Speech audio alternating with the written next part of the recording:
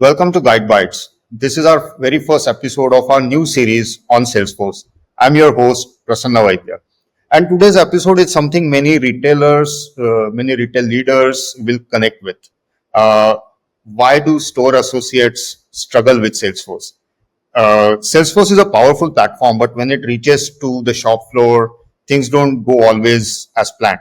Associates often feel overwhelmed, they often feel undertrained and unsure where to begin. To help us break this down, I'm joined by Garnette Sherry. She is a seasoned Salesforce consultant, a proud trailblazer, and a digital transformation expert with over 15 years of experience. Garnett, welcome to GuideBites. Thank you. Happy to be here. Thank you so much. And Garnet, will jump right in. What do you think are some of the biggest challenges store associates face when they start using Salesforce?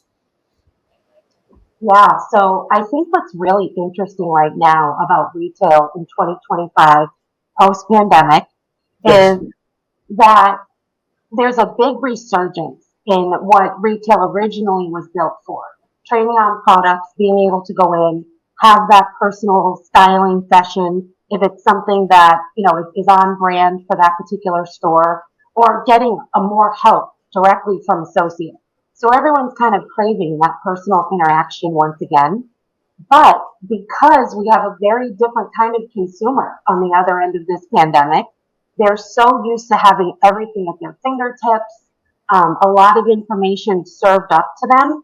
And it's Yeah. really on retailers right now to figure out how do they get consumers back in a brick and mortar store and still be able to provide that same level of expertise. So on the other side of this challenge is a lot of retail stores are either short staffed or having a lot of turnover. So some of the things like training or product awareness, these are all things that are critical for retail. However, there's so many different challenges that they're facing to be able to keep that training and expertise strong. And from a technical perspective, I think something that retail in general has struggled with on some front with Salesforce is the mobile access. And Yeah. I think that the speed of mobile and the really just lack of access in some cases is really one of the things that I know retailers continue to get creative with to make sure that they're getting real time feedback from the florist associates versus all their information that they may get from their app or website. They can quickly move and change based on that traffic and activity. They need that same data coming back in from the retail stores. Yeah, yeah, makes sense. Makes sense. So, you talked about pandemic and how we are sort of again want customers and also the retail associates to have that conversation at the retail place in a way. So, I mean, what do you think? What are some simple ways in which we can improve this Salesforce onboarding for these associates, right? What can be few simple techniques that you can share with the audience? I think some of the simple ones are really keeping it consistent. And when we have Salesforce integrated through varying different um, access points for associates, I think the more that they can keep it centralized in part of their everyday. So if, for example, I'm logging in, there may be some information I need to provide within my clock in. Maybe there's another screen that comes up and there might be some information on what my performance was in, enrolling customers in a loyalty program or did they open a credit card? So really making it something that they're seeing the information in real time and it is part of what they do every day when they come to work. I think that that's a critical piece. And also, Salesforce offers multiple different ways to kind of create community. And I think for a lot of people who work in retail, they're working sometimes long hours and with a group that they kind of feel is like family. And Yeah. you have a lot of social people. So getting that gamification and really trying to create that element of feedback and using things like chatter or surveys, different things, and making sure that associates feel that they have autonomy within Salesforce and that their feedback or the actions that they're taking that day on the floor are really part of the good of the brand and making sure that their store does well. Yeah, yeah, makes sense. I mean, the way you have put forward saying that okay, a lot of these in a way workflows, right? Whenever someone logs in, they need to know what they have to do.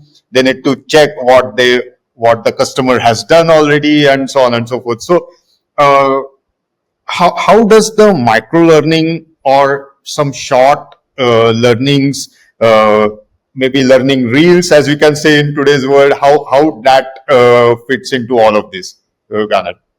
Yeah. So this is such an interesting topic. As a elder millennial myself, I know for me that micro learning is something that I crave and use all of the time. Certainly, Salesforce has been at the front of so much training that they were able to provide, even if you were not even a Salesforce user. The whole trailblazing community was huge, so they certainly understand that micro.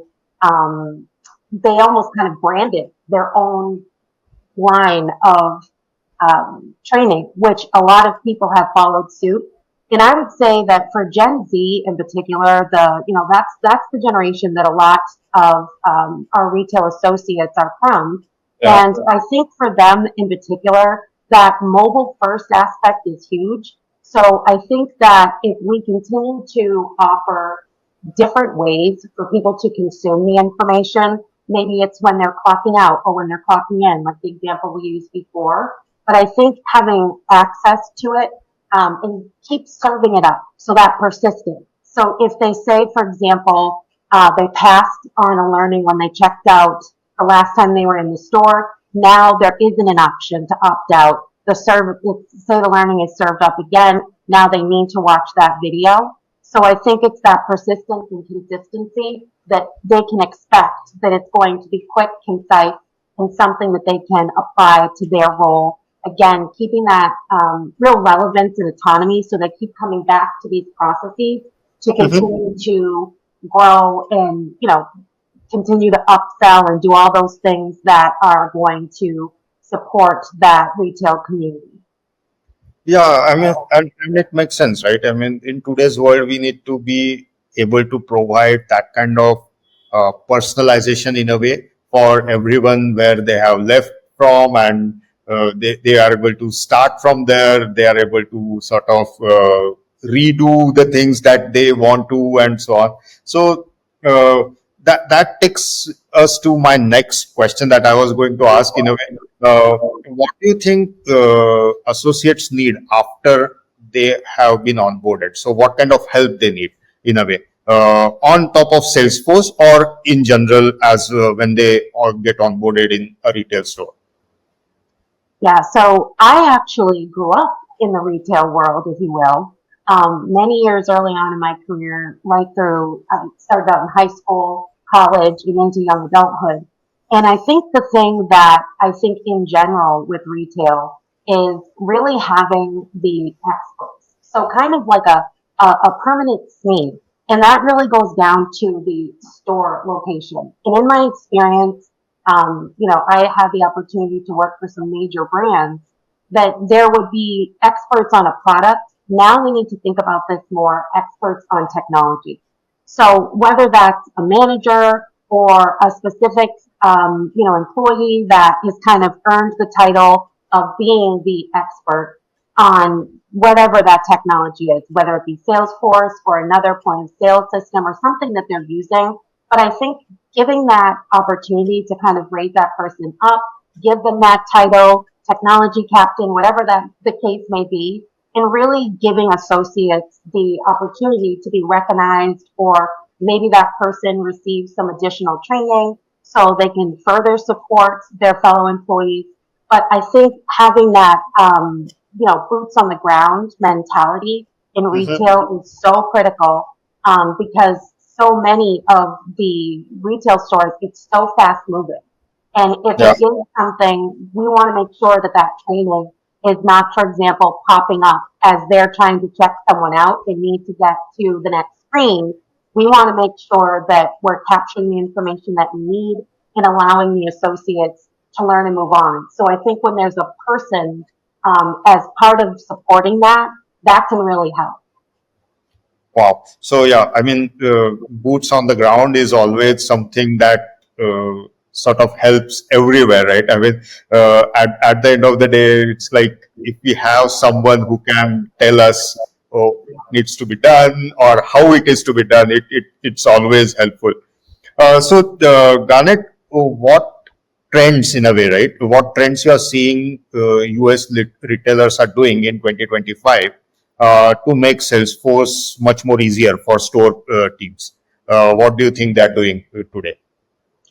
So today, a lot of companies are using Salesforce to track, for example, buy into loyalty programs.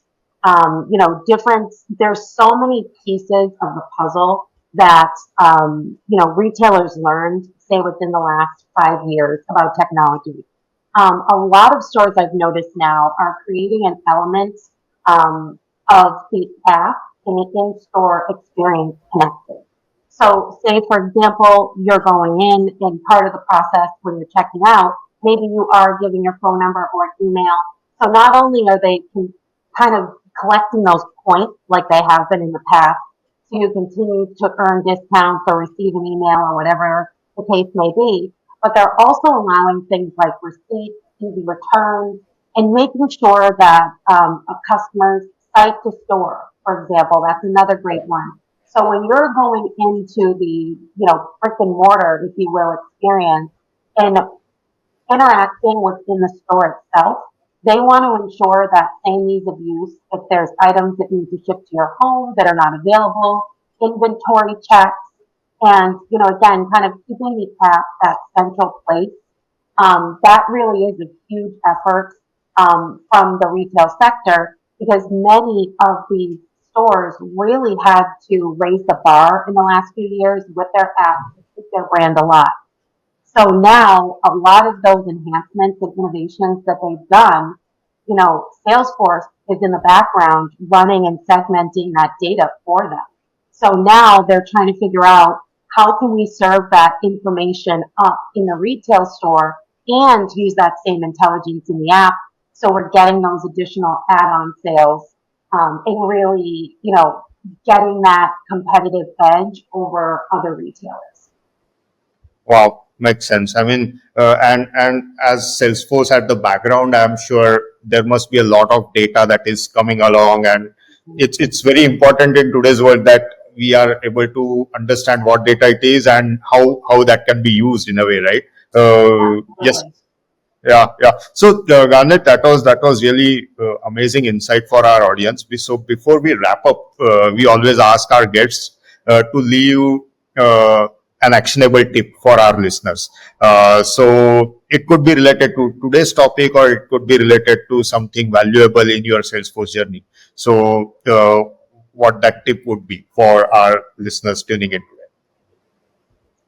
I would say that the most important thing that I've learned over the years is really making sure that you understand the practical application of who's going to be responsible for this. So when you're thinking about store associates and when whether you're a big time retailer or a smaller one, I think being able to understand the different roles, say for example, if there's scheduling in a system and understanding that if there's 6 people on the floor versus 2 has been increasing, sales.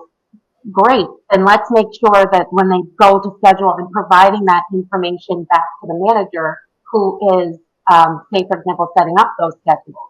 So I think the practical application in making sure that when you are thinking about that application, that how are we going to serve this information back up? So it's about the internal user and that practical application and making sure that we have a good way to make sure that we're going to make that data actionable. Wow, that was really a good one, Garnett. Thank you so much, and thank you so much for kicking off this Salesforce series with your valuable insights. To our listeners, this is our first step into Salesforce journey. We are going to have many more episodes coming up with real stories, actionable tips, and honest insights from the field. You make sure to subscribe to GydeBites and so you don't miss out on the new episodes. I'm Prasanna. I will see you in the next episode. Thank you so much. Thank you once again, Garnett, for joining us today. Thank you.